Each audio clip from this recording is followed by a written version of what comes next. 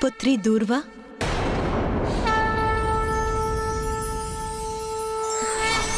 माता,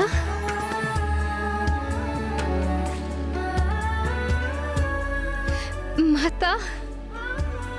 पुत्री दूर्वा, तुम्हारे हृदय में क्या है ये ज्ञात है मुझे।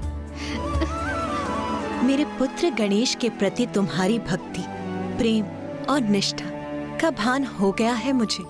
माता, श्री गणेश जी के प्रति मेरा प्रेम पूर्ण रूप से पावन है।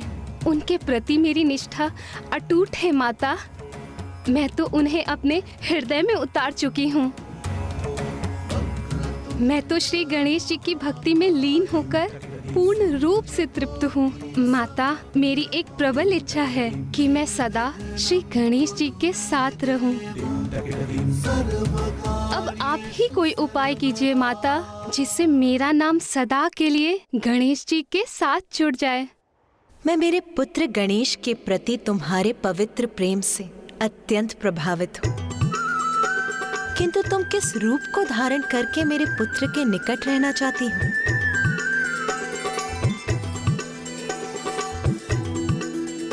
माता, श्री गणेश जी का हृदय तो इतना बड़ा है कि वो तो तुच्छ से तुच्छ वस्तु को भी स्वीकार कर उसे सम्मान देते हैं।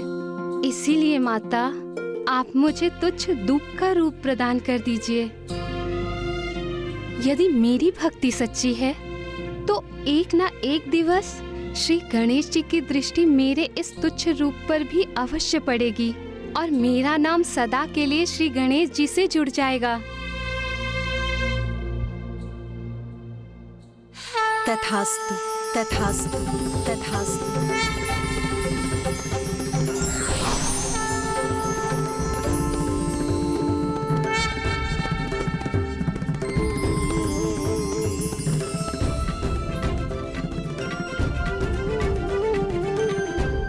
पुत्र गणेश, दुर्वा कोई साधारण दूब नहीं, ये तो तुम्हारे प्रति संपूर्ण भक्ति और निष्ठा से परिपूर्ण समर्पण की प्रतीक है। इसीलिए वो तुम्हें शांत करने में सफल हुई। सत्य है माता, ये दूर्वा तो वास्तव में विलक्षण है। इसकी एक ही जड़ से कितनी अनेक शाखाओं का विस्तार होता है, जो इसका प्रतीक है कि एक ही परम ब्रह्म ईश्वर अनेकों स्वरूप धारण कर अपने भक्तों को सुख और शांति प्रदान करते हैं। और एक ही परम ब्रह्म के उत्पन्न ऊर्जा से ही संपूर्ण जीवन का विस्तार है। वही समस्त जीवों के जीवन का आधार है। सत्य है पुत्र, किंतु मात्र इतना ही नहीं, दुर्वा की तो एक और विशेषता है। दुर्वा को जड़ से उखाड़ देने पर अन्य वनस्पतियों के समान ये भी सूख जाती है, किंतु सूखी दुर्वा को यदि मिट्टी में रोप दिया जाए तो ये पुनः हरी भरी भी हो जाती है। तो माता, ये दुर्वा धूप तो बहुत गुणी है। परम ब्रह्म ईश्वर के समान ये भी अनश्वर है। इसलिए आज से ये दुर्वा धूप मेरे लिए अत्यंत प्रिय होगी और मैं प्रतिदिन दुर्वा का सेवन भी करूंगा माँ। और मैं ये भी घोषणा करता हूँ कि जो भी भक्त मुझे भक्ति भाव से दूर्वा समर्पित करेगा, मैं उसकी मनोकामना अवश्य पूर्ण करूंगा। मैं उसकी मनोकामना अवश्य पूर्ण करूंगा।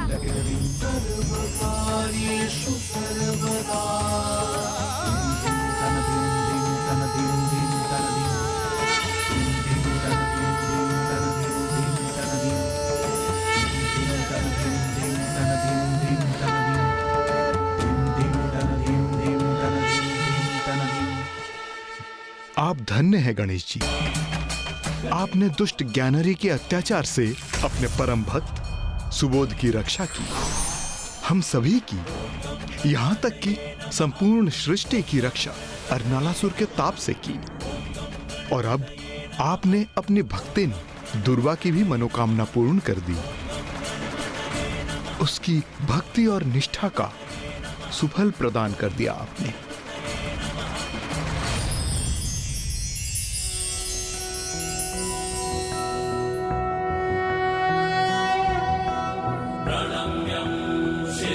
देव गौरी पुत्रं विनायकं भक्तावासं स्मरनित्यं आयुः कामार्थसिद्धये प्रथमं वक्रतुण्डं च एकदन्तं द्वितीयकं तृतीयं कृष्णं पिङ्गाक्षं गजवक्त्रं चतुर्थकं लम्बोदरं पञ्चमं च षष्ठं विकटमेव च सप्तमं विघ्नराजेन्द्रं धूम्रवर्ण तथाष्टकं नवमं बालचन्द्रं च दशमं तु विनायकम् एकादशं गणपतिं द्वादशं तु गजाननं द्वादशैतानि नामानि त्रिसञ्जयः पठेन्नरः न च विघ्नभयं तस्य सर्वासिद्धिकरं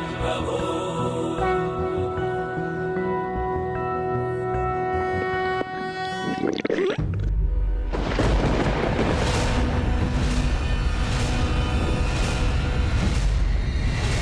अरुणासुर को निकलने के कारण कहीं बुरा कोई संकट तो उत्पन्न नहीं होने जा रहा। अरे अरे अरे, आप सभी चिंता मत कीजिए। लावा तो मेरे उदर में पच चुका है। ये तो मेरे भूख की गर्जना थी।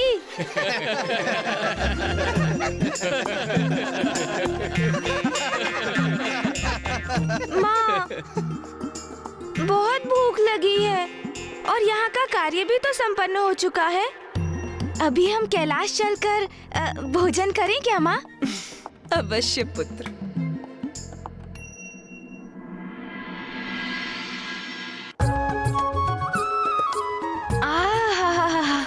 वाह माँ, आनंद आ गया।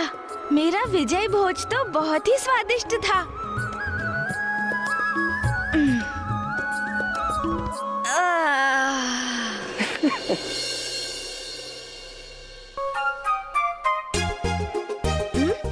भोजन के पश्चात निद्रा मग्न होना उचित नहीं। अभी तो टहलना चाहिए। चिंता मत कीजिए भैया, स्मरण है मुझे। भोजन के बाद निद्रा में लीन नहीं हो सकता मैं तो टहलने ही जा रहा हूँ। उचित है।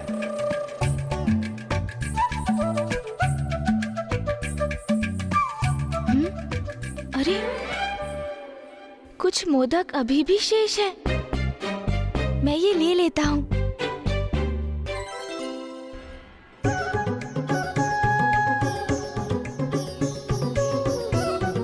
चिंता मत कीजिए भैया, भ्रमण करते करते मैं इन मोदकों को खाऊंगा।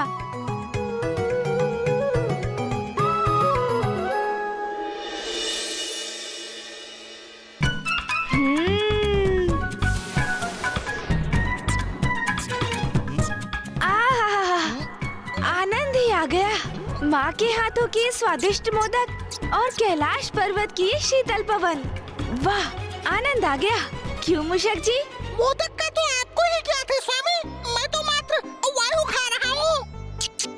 ओह, मैं कभी कभी कितना विचार शून्य हो जाता हूँ ना। मैंने आपसे तो पूछा तक नहीं। आहा, तो प्रभु को स्मरण हुई है कि मोदक मुझे भी प्रिय है, किंतु अभी तक प्रभु ने पूछा ही नहीं।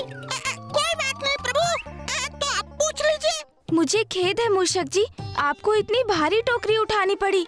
किंतु लीजिए, अब मैं शीघ्र इन मोदकों को खाकर इस टोकरी का भार कम कर देता हूँ, ताकि आप भी सरलता से भ्रमण कर सके।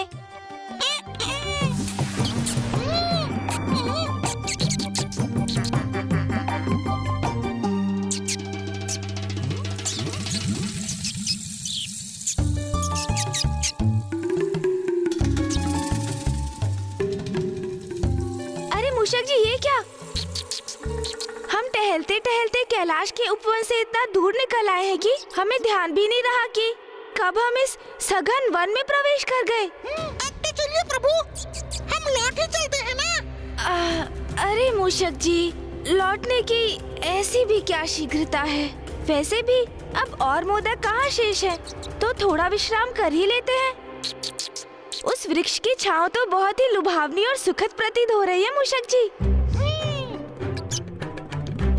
वैसे भी तो इतना टहल चुका हूँ मैं। अब कैलाश तो मैं आप पर ही आरूढ़ होकर जाऊंगा। तो प्रभु, यदि ऐसा है तो थोड़ा विश्राम कर ही लेते हैं। हाँ हाँ चलिए।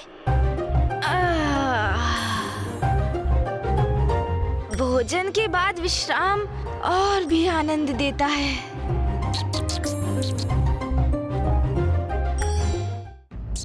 प्रभु, विश्राम अवस्था में आप कुछ कथा ही सुना दीजिए ना मुझे, जो बहुत ही रुचिकर हो और मेरा मनोरंजन भी हो जाए प्रभु।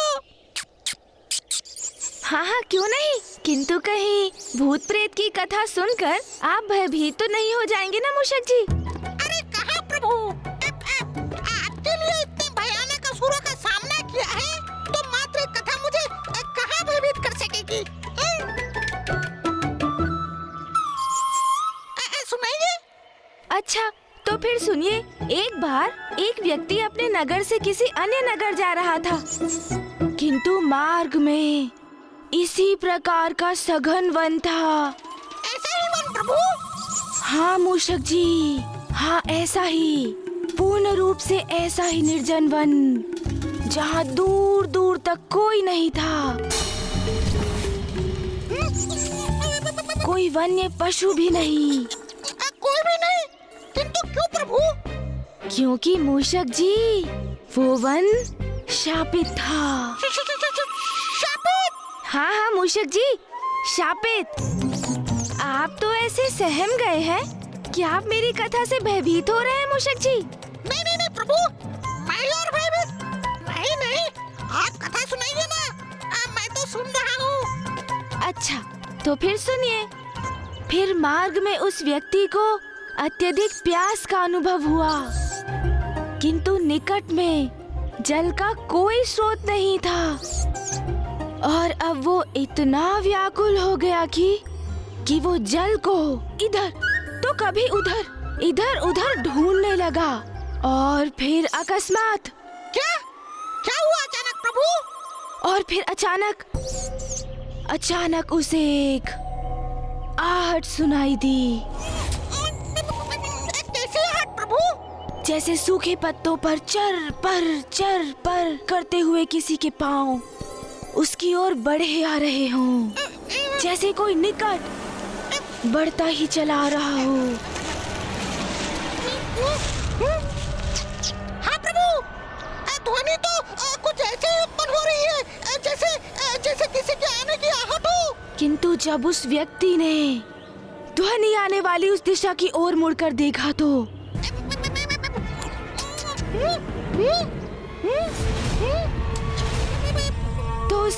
उसे कुछ भी दिखाई नहीं दिया। फिर क्या हुआ प्रभु? मूषक जी, उसे दिखाई कोई नहीं दे रहा था, किंतु आहट सुनाई दे रही थी, और वो पदचाप निरंतर उसके निकट आती जा रही थी। और तभी जैसे जलते केशों की गंध उसकी नासिका में पड़ी। जलते हुए केशों की गंध? हाँ, जब भूत पिशाच निकट आते हैं तो ऐसी ही गंध आती है मूषक जी। और तभी क्या हुआ प्रभु? और तभी उस व्यक्ति को वहाँ भूमि पर पांव के चिन्ह दिखाई दिए। किंतु विचित्र बात ये थी कि एक पांव का चिन्ह सीधा था और दूसरा उल्टा मूषक जी। क्या प्रभु? एक सीधा एक उल्टा? अच्छा समझ गया, वो दो व्यक्ति होंगे जिन दोनों का संयोगवश एक ही गांव होगा। उनमें से एक जा रहा होगा और दूसरा आ रहा होगा। नहीं मूषक जी, दोनों पांव और उनके चिन्ह एक ही व्यक्ति के थे। ये कैसे संभव है प्रभु? संभव है मूषक जी, अवश्य संभव है, क्योंकि भूत पिशाच का एक पांव सीधा होता है तो एक पांव उल्टा। ओह, अच्छा, तो फिर प्रभु? और फिर अचानक से वायु का तीव्र प्रवाह उत्पन्न हुआ। साय साय, और देखते ही देखते उस वायु प्रवाह ने बवंडर का रूप धारण कर लिया।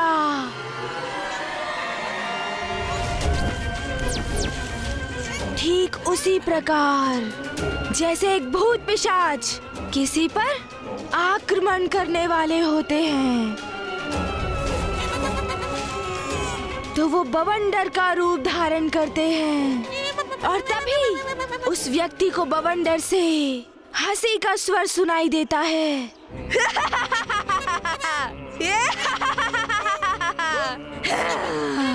और फिर बवंडर ने उसे उठाकर पटक दिया मूषक जी।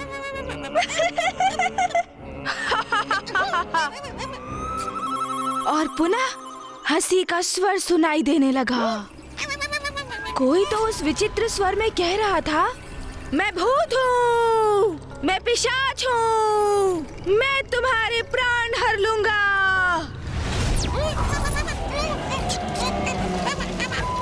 मुझे ऐसा क्यों प्रतीत हो रहा है, जो प्रभु कह रहे हैं वो यहीं पे हो रहा है।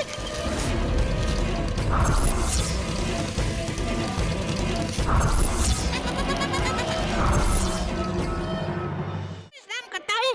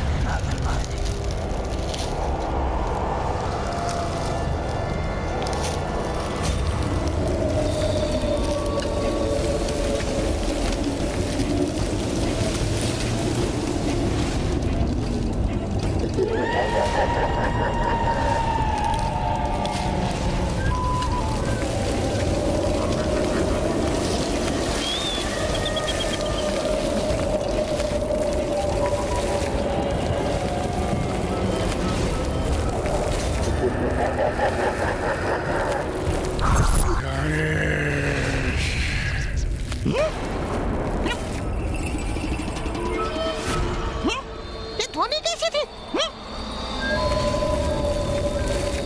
मैं व्यर्थ चिंता कर रहा हूँ। ये तो मात्र वायु का प्रवाह है, किंतु इससे उत्पन्न भय से मुझे प्यास लग गई है। किंतु एकाकी जाने का साहस नहीं हो रहा है मुझे। मुझे प्रभु के जागने की प्रतीक्षा करनी चाहिए। हे प्रभु। माँ के हाथ के मोदक, आहा, आनंद आ गया। प्रभु ने तो निद्रा में ही अपने भूख प्यास मिटा ली। प्रतीत होता है अब मुझे एकाकी ही जाना होगा। मैं हूँ प्रभु का वाहन मूषक, एक कुशल धावक, एक वीर योद्धा। फिर भला मुझे भयभीत होने की क्या आवश्यकता? मैं तो स्वयं ही सब कुछ संभाल सकता हूँ।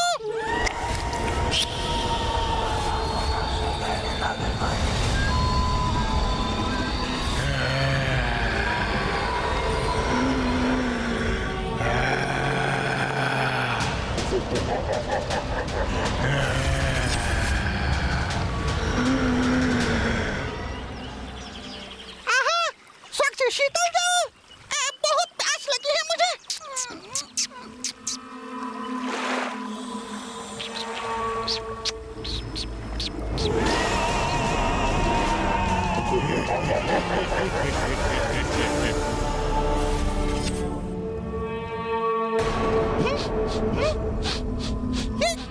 ये ऐसी गंध क्यों आ रही है, जैसे निकट कहीं किसी वस्तु का दहन हो रहा हो? जब भूत पिशाच निकट आते हैं तो ऐसी ही गंध आती है मूषक जी।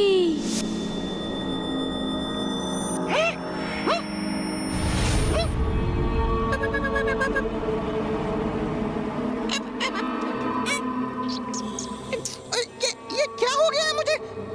मुझे अपनी इस कल्पनाशीलता को विश्राम देना चाहिए।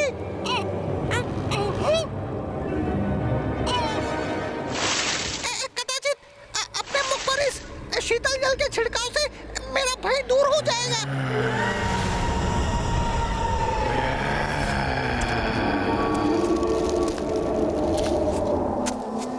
जैसे प्रभु की कथा में हुआ था, वैसा ही यहाँ भी हो रहा है क्या?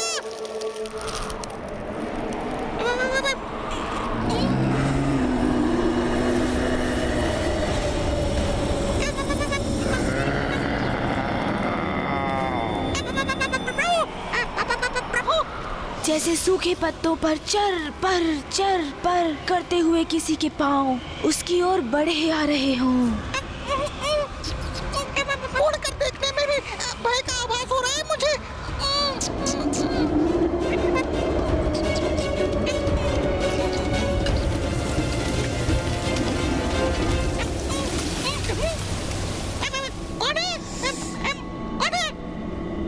कोई नहीं है यहाँ।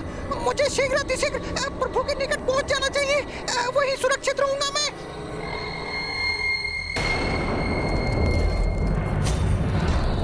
ये पक्षी क्योंकि भूत पिशाच का एक पाँव सीधा होता है तो एक पाँव उल्टा।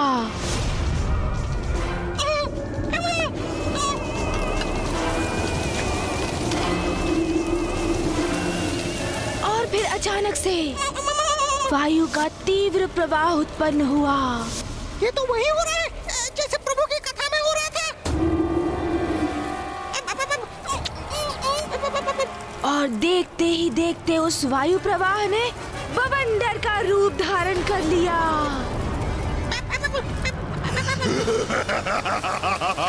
ये हंसी कैसी भयानक हंसी थी। हे प्रभु मेरी रक्षा करना। किंतु प्रभु कैसे करेंगे रक्षा? वो तो निद्रा में लीन है। क्या करूं मैं? क्या होगा मेरा? क्या हो रहा है?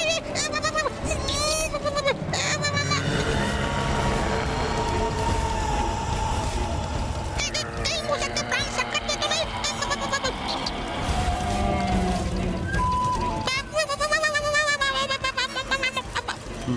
स्वामी ये क्या कर दिया आपने? आपके मुख से प्रस्फुटित हुई वो कथा सत्य हो ही गई। जब भूत पिशाच किसी को मारना चाहता है तो वो बवंडर बन जाता है मूषक जी। जैसे एक भूत पिशाच बवंडर का रूप धारण कर भूत पिशाच आक्रमण करने वाले भूत पिशाच बवंडर का रूप धारण करते हैं।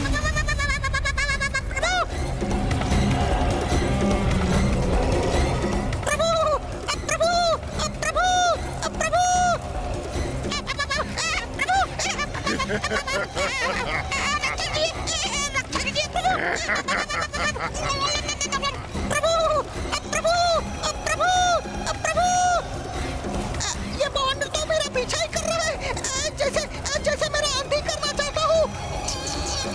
कहाँ भागोगे तुम? मैं तुम्हें पकड़ ही लूंगा।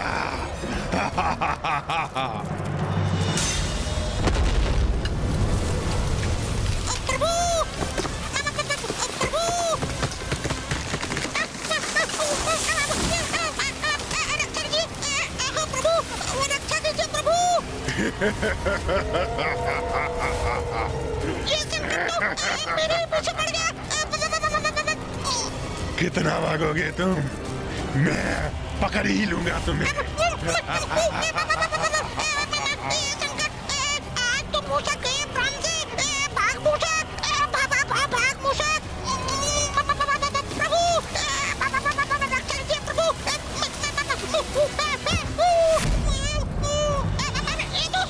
छोड़ो मुझे प्रभु। और कौन करेगा तुम्हारी रक्षा? कौन हो तुम?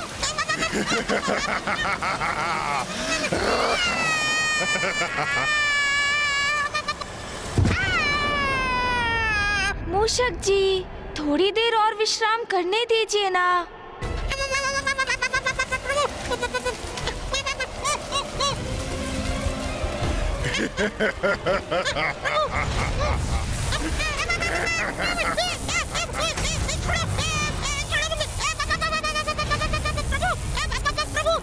क्या तुम्हें याद नहीं मैं कौन हूँ? मैं मूषक हूँ, प्रथम पूज्य गणेश जी का वाहन। यदि उन्हें आभास हो गया ना कि तुम मुझे सता रहे हो, वो तुम्हें कदापि नहीं छोड़ेंगे। छोड़ो मुझे।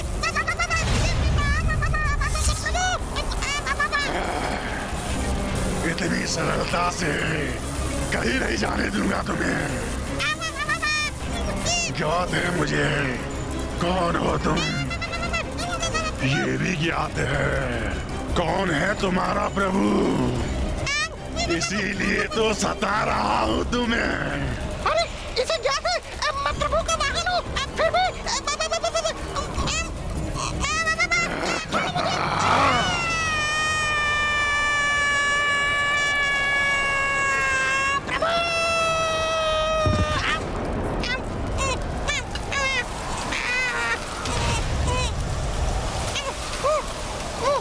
मुझक, पेड़ की शाखा को छोड़ो और नीचे आओ। नहीं, नहीं आऊंगा, कदापि नहीं आऊंगा मैं। प्रभु, प्रभु।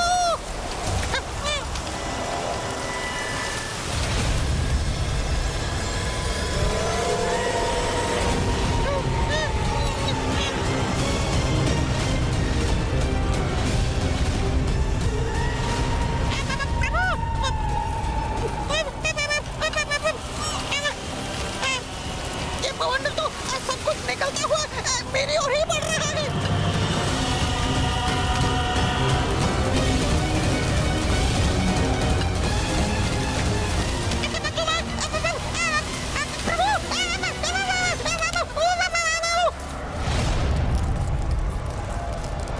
मूषक जी, मूषक जी कहाँ चले गए? और मुझे ऐसा क्यों प्रतीत हुआ जैसे मूषक जी मुझे पुकार रहे हैं?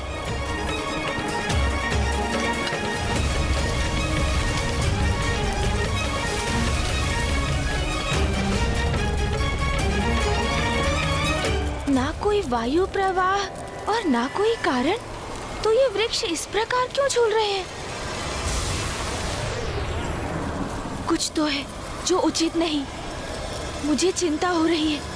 मुझे मूषक जी को अभी ढूंढना होगा।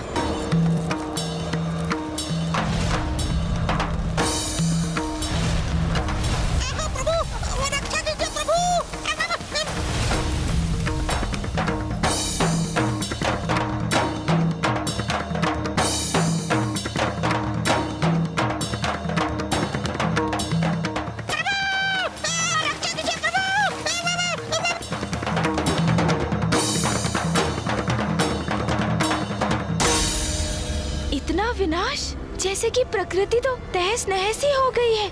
ऐसा क्यों प्रतीत हो रहा है जैसे कि यहाँ पर कोई भीषण बवंडर उत्पन्न होकर सर्वनाश कर गया है। मुझे मूषक जी को ढूंढना होगा। मूषक जी, मूषक जी,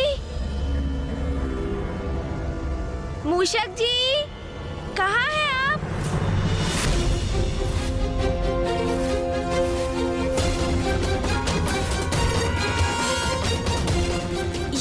ये क्या?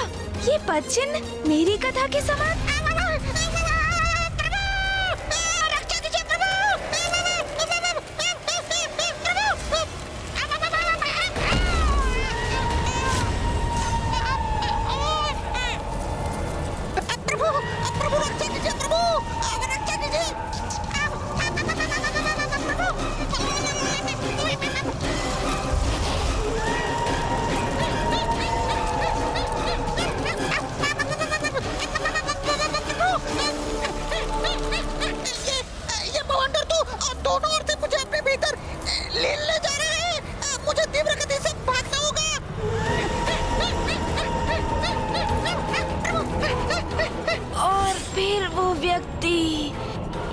शीघ्र वहाँ से भागा मूषक जी। तो वो आगे था, बवंडर उसके पीछे पीछे। वो आगे, बवंडर उसके पीछे। प्रभु, आप कहाँ हैं प्रभु? इस बवंडर से कैसे अपनी रक्षा करूँ अब मैं? रुको, कहाँ भाग रहे हो तुम? भागो मूषक।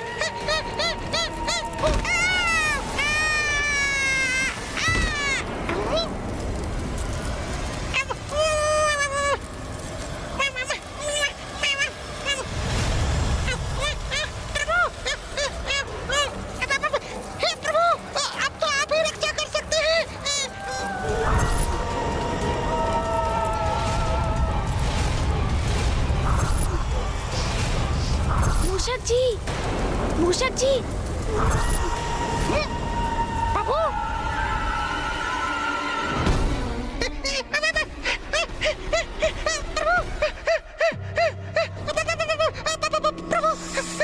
मूषक जी, आप भी ना इतने भावुक क्यों हो रहे हैं आप वहाँ से यहाँ क्यों चले आए?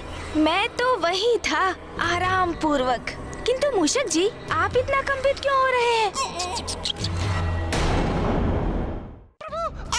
आपको बवंडर पीछे मेरे जैसे आपके भूत पिशाच कथा में था प्रभु, वो मेरे पीछे मैंने देखा, भूत पिशाच को देखा मैंने, मेरा अंत करने का प्रयास कर रहा था प्रभु। मूषक जी, मुझे ज्ञात है कोई तो भूत पिशाच अवश्य है जो आपको सता रहा है, और इसका आभास मुझे भी हुआ है मूषक जी।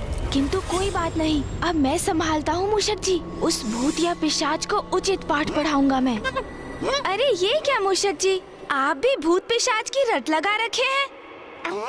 मैंने कहा ना मूषक जी, भूत पिशाच का कोई अस्तित्व नहीं, आप व्यर्थ में ही भयभीत हो रहे हैं, और ये सब मनगढ़ंत कल्पना से उपजा हुआ गल्प है। नहीं प्रभु, भ्रम नहीं था मेरा, कोई तो भूत पिशाच अवश्य था। किंतु मुझे तो नहीं हुआ, तो मैं कैसे स्वीकार कर लूं कि भूत पिशाच का कोई अस्तित्व है मूषक जी? मैंने उस विशाल बवंडर के भीतर उसकी छवि भी देखी थी प्रभु, मेरा विश्वास कीजिए। पिशाच मनगढ़ंत है, कल्पना से उपजे कल्प है। अच्छा, मैं अब तुम्हें आभास करवा देता हूँ कि भूत पिशाच क्या कर सकते हैं।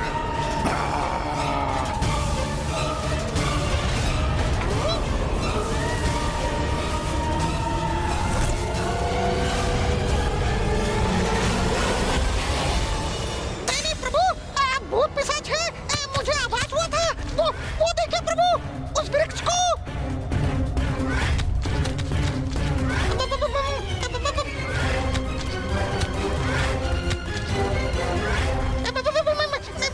ये क्या हो रहा है? देखा प्रभु, ये सब उस भूत पिशाच का ही किया जा रहा है। अब प्रमाणित हो गया ना भूत पिशाचों का अस्तित्व। अरे मूषक जी, ये तो मात्र किसी का छलावा है। मुझे विश्वास नहीं कि ये किसी भूत पिशाच का कृत्य है। मूषक जी, यदि वास्तव में कोई भूत पिशाच होता तो चूल्हे से निकले कोयले यहाँ हमारे समक्ष गिरा कर दिखाता। अच्छा,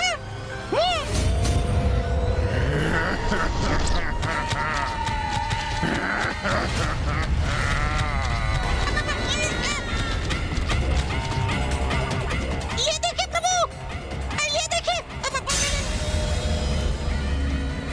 तो विश्वास हो गया ना आपको प्रभु, भूत नहीं किया ये। यदि सत्य में कोई भूत पिशाच है तो उसके द्वारा चूल्हे से निकले कोयले को पुनः लुप्त करके दिखाए, तभी मैं मानूंगा।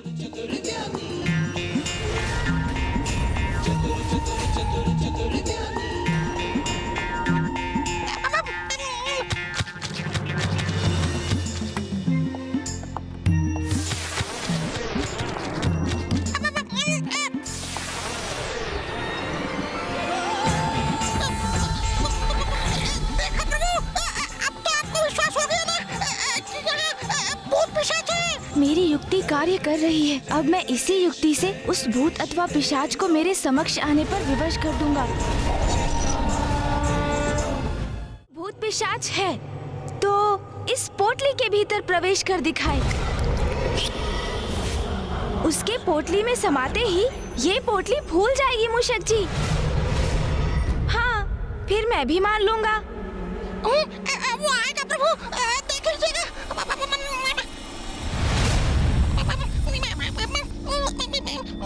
देखा मूषक जी, यहाँ कोई भूत पिशाच नहीं है। कोई नहीं। मैंने कहा था ना, ये मात्र भ्रम है। अभी प्रमाणित कर देता हूँ।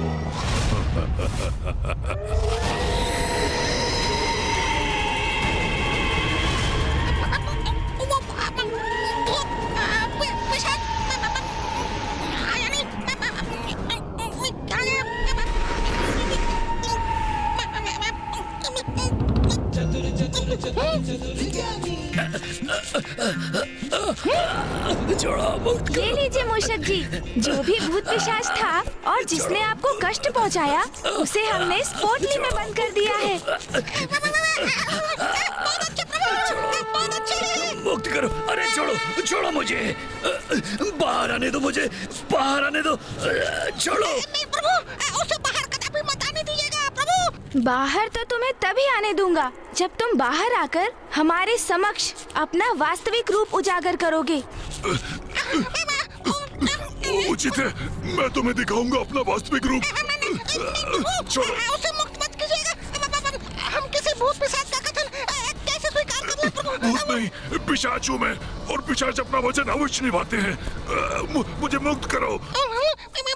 ये जो भी है सर्वथा उचित कह रहा है मूषक जी, क्योंकि भूत पिशाच अपना वचन अवश्य निभाते हैं, निभाते हैं, इसलिए मैं इसे मुक्त करता हूँ। आप सब आपके ऊपर है प्रभु।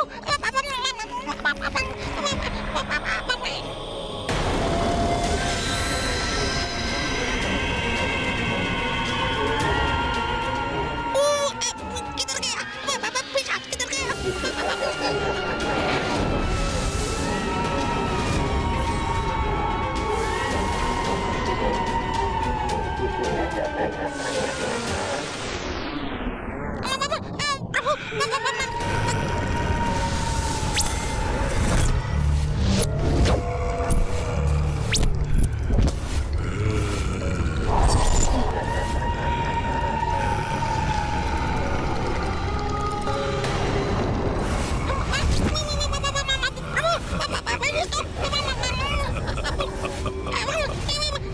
क्यों? कैसा लगा मेरा ये वास्तविक स्वरूप?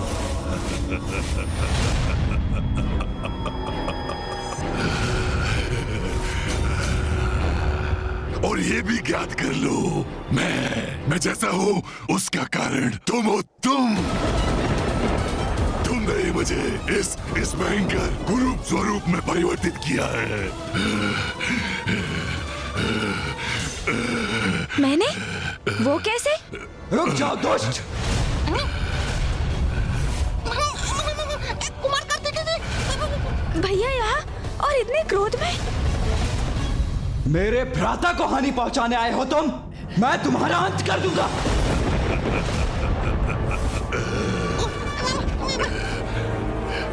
ये क्या कर रहे हैं भैया? ये पिशाच अपनी अवस्था के लिए पूर्व में ही मुझे उत्तरदायी मान रहा है और अब भैया इस पर आक्रमण करने जा रहे हैं।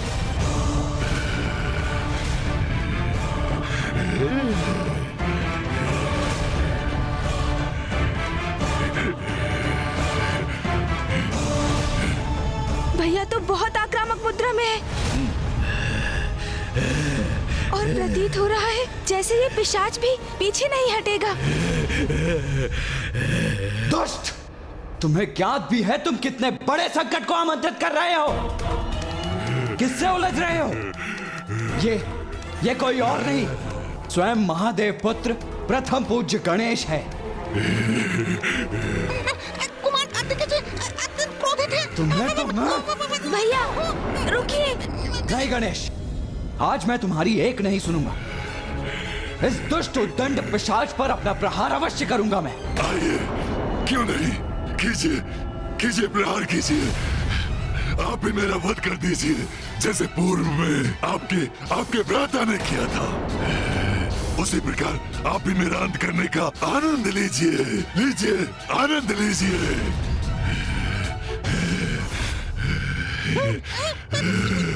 गणेश के हाथों इसका अंत हुआ था? मैंने इसका वध किया? कौन है ये?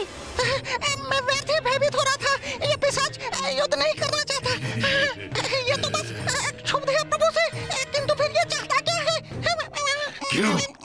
क्या हुआ? चुप क्यों हो गए? अपने दंड का वार करो ना, करो। यही शेष रह गया था, ये भी पूरा कर लीजिए आप। मुझे भली भांति ज्ञात है गणेश जी कौन है और कितने सम्मानीय हैं। मुझे पुनः उनके समक्ष आने के लिए बहुत साहस जुटाना पड़ा। हाँ।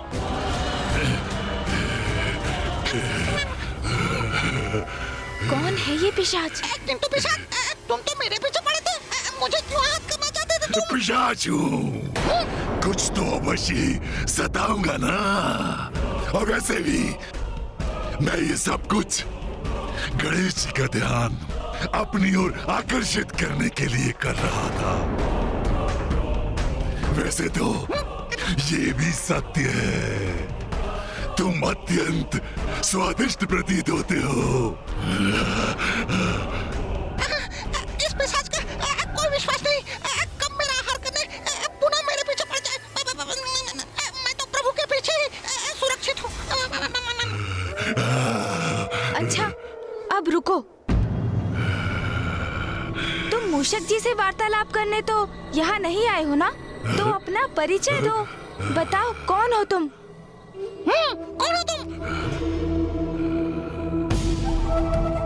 मैं अपना परिचय अवश्य दूंगा गणेश जी, किंतु उसके पूर्व आपको मुझे एक वचन देना होगा कि आप मेरी सहायता करेंगे।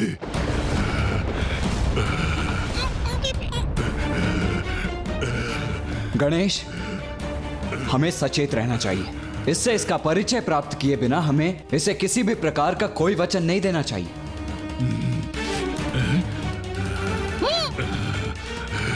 भैया, मुझसे सहायता प्राप्त करना यदि इसके लिए आवश्यक नहीं होता तो ये इस प्रकार यहाँ आकर मुझसे सहायता की गुहार नहीं लगाता भैया। और फिर ये जो भी है यहाँ मेरे शरणार्थी के रूप में आया है, और जो हमारी शरण में आकर हमसे सहायता मांगते हैं उनका सहायक बनना तो हमारा धर्म और कर्तव्य है ना भैया। उचित कहा आपने, उचित कहा। सर्वदा उचित कहते हैं प्रथम पूज्य गणेश जी। आपने मुझे वचन दिया है, आप मेरी सहायता करेंगे, और मेरी सहायता करना आपका धर्म है, आपका कर्तव्य है। इसीलिए तो मैं आपसे आपका वचन मांग रहा हूँ कि आप मेरी सहायता करेंगे, आप मुझे निराश नहीं करेंगे।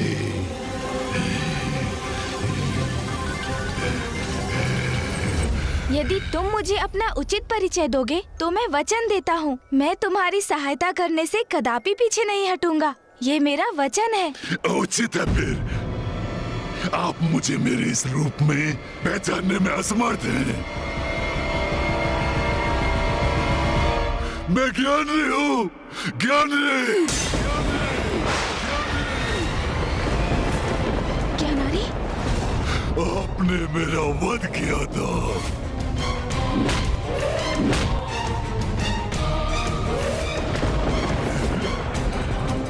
ज्ञानरी?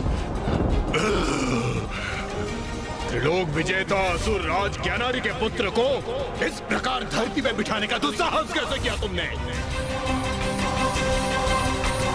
इतना अहंकार था मुझे अपने बल पर। स्वयं को संसार का नवीन ईश्वर घोषित किया था मैंने। अब देखिए, देखिए मुझे, उसके परिणाम स्वरूप क्या दुर्दशा हो गई है मेरी। तुम जिस योग्य थे वही परिणाम हुआ है तुम्हारा। अपने पापों के कारण ही ऐसी अवस्था हुई है तुम्हारी। उसके लिए तुम गणेश को दोष नहीं दे सकते। मैं कहाँ गणेश जी को दोष दे रहा हूँ कुमार कार्तिकेय। मैं तो मात्र इतना कह रहा हूँ कि गणेश जी ने मेरा वध किया, और मेरे दुष्कर्मों के कारण मेरे पुत्र ने मेरे अंत के पश्चात मेरा अंतिम संस्कार और श्राद्ध नहीं किया।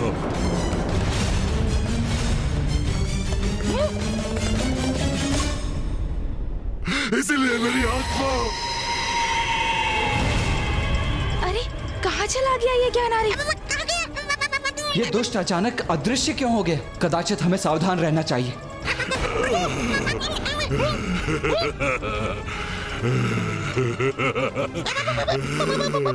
ये मेरी आत्मा, तभी से मेरी आत्मा।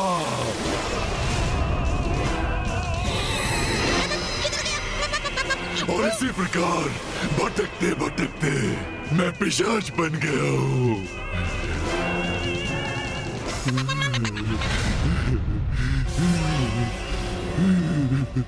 किंतु तुम्हारी इस अवस्था में गणेश कोई सुधार कैसे ला सकता है? मेरा वध मेरा वध, वो प्रथम पूज्य है, वो अवश्य कुछ कर सकते हैं। वो जब तक ऐसा नहीं करेंगे मैं नहीं जाऊंगा यहाँ से। आप दोनों के निकट भटकता रहूंगा। ये कैसा विचित्र संकट बनकर हमारे पीछे पड़ गया है? संकट नहीं कुमार कार्तिकेय, पिशाच बस वही आपके पीछे पड़ा है। तुम्हें चिंता करने की कोई आवश्यकता नहीं है ज्ञानारी। मैंने तुम्हें सहायता का वचन दिया था, तो वो मैं अवश्य पूर्ण करूंगा। किंतु अभी कब करेंगे? हाँ? सर्वप्रथम मुझे ये तो ज्ञात करने दो कि मैं तुम्हारी सहायता कैसे कर सकता हूँ। और ये आप कब याद करेंगे? अभी ना, अभी ना। भैया, क्या ये ज्ञानारी सत्य कह रहा है? क्या अंतिम संस्कार एवं श्राद्ध के बिना मृत आत्मा को पिशाच योनि प्राप्त होती है? हाँ गणेश, किंतु ऐसा मात्र उन आत्माओं के साथ होता है जिन्होंने अपने जीवन काल में अनेकों पाप कर्म किए हों। जो व्यक्ति अपना संपूर्ण जीवन ईश्वर की निंदा में व्यतीत करता है। मूर्ख बालक, मैं अभी तुम्हारे इस विश्वास को खंडित कर देता हूँ। स्वयं से दुर्बल जीवों पर अत्याचार करता है, अपने कर्म एवं अपने धर्म का उचित पालन नहीं करता, चौर्य कर्म करता है, असत्य वचन बोलता है, स्वयं के चरित्र के पतन का उत्तरदायी होने के साथ साथ वो अन्य सभी के साथ भी दुराचार का व्यवहार करता है। उसका यदि अंतिम संस्कार उचित प्रकार से ना हो, पूर्ण विधि विधान से उसका श्राद्ध न किया जाए, तो उसकी मृत आत्मा भटककर भूत, पिशाच, ब्रह्म राक्षस आदि में परिवर्तित हो जाती है। अब तो आपको कुमार कार्तिकेय के इन वचनों से सब कुछ स्पष्ट हो गया प्रभु। अब मुझे शीघ्र मुझे मुक्ति दिलाइए। मैं आपका शरणागत हूँ प्रभु। मुझे दिया वचन पूर्ण कीजिए प्रभु, पूर्ण कीजिए अपना वचन प्रभु। ज्ञानरी, यदि तुमने पूर्व में ही गणेश की प्रभुता को स्वीकार कर उसकी शरणागत हो गए होते, तो आज तुम्हें इतने कठिन समय का सामना नहीं करना पड़ता। भैया, ये पिशाच योनि में क्यों है, ये तो मुझे स्पष्ट हो गया है, किंतु अब ज्ञानारी को मुक्ति कैसे प्राप्त होगी, उसका भी तो उपाय सुझाइए।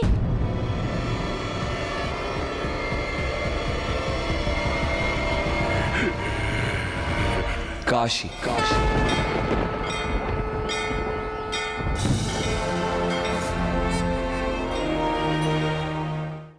एकमात्र काशी ही वो पुण्य स्थली है जहां यह संभव है। मोक्षदायिनी काशी में तो सभी को मोक्ष प्राप्त हो जाता है। उचित है भैया, तो आप ये भी बताने की कृपा करें कि काशी में ऐसा क्या विशेष है? काशी वो धर्म स्थली है जो पिताश्री महादेव को सर्वाधिक प्रिय है। वो पावन नगरी है जिसका कण कण शिवमय है,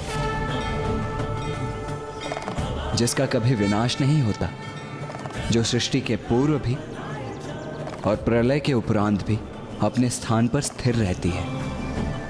वो काशी जिसकी रचना तो स्वयं पिताश्री महादेव एवं मां आदि शक्ति ने की है।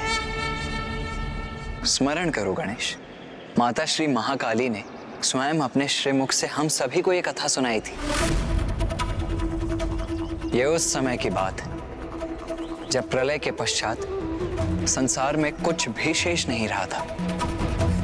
तत्पश्चात पिताश्री महादेव एवं मां आदि शक्ति ने अपना दिव्य अर्धनारीश्वर रूप प्रकट किया। मां की शक्ति और पिताश्री के तप से सृष्टि का प्रारब्ध हुआ। उस समय मात्र जल ही जल था, जिससे अति बलशाली शेषनाग जी का उत्सर्जन हुआ, जिस पर स्वयं नारायण विराजमान थे, और नारायण की नाभि से एक दिव्य दंडिका उत्पन्न हुई, जिसके अग्रभाग के एक कमल के पुष्प पर ब्रह्मदेव विराजमान थे। नारायण को जगत के पालनहार होने का दायित्व संभालना था, किंतु वो गहन निद्रा में लीन थे।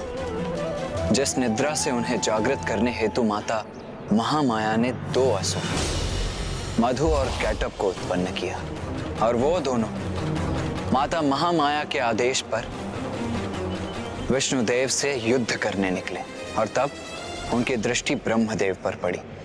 वो ब्रह्मदेव का उपहास करने लगे। उठिए नारायण। ब्रह्मदेव ने नारायण को पुकारा और नारायण निद्रा से बाहर आ गए। फिर उन्होंने मधु और कैटब का वध किया। इन दोनों असुरों के तन के अवशेष जल में गिरे और दोनों के जुड़ाव से पृथ्वी का निर्माण हुआ, जो क्रमशः ठोस होती गई। तब विष्णुदेव और ब्रह्मदेव ने महादेव की अर्चना कर उनसे विनती की कि वो एक ऐसे स्थान को उत्पन्न करें जहां उनके सभी भक्त, जिसमें विष्णुदेव और ब्रह्मदेव भी सम्मिलित होकर उनकी प्रार्थना कर सके। और तभी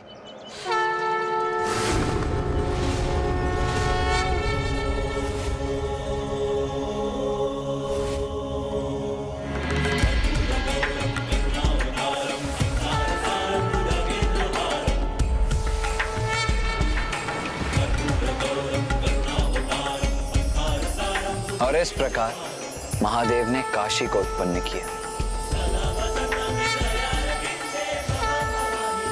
जो महादेव के संपूर्ण तेजों का सारभूत है, अर्थात स्वयं महादेव का ही स्वरूप है। तो भैया, क्या काशी जाकर इस पिशाच की मुक्ति संभव हो जाएगी? हाँ गणेश,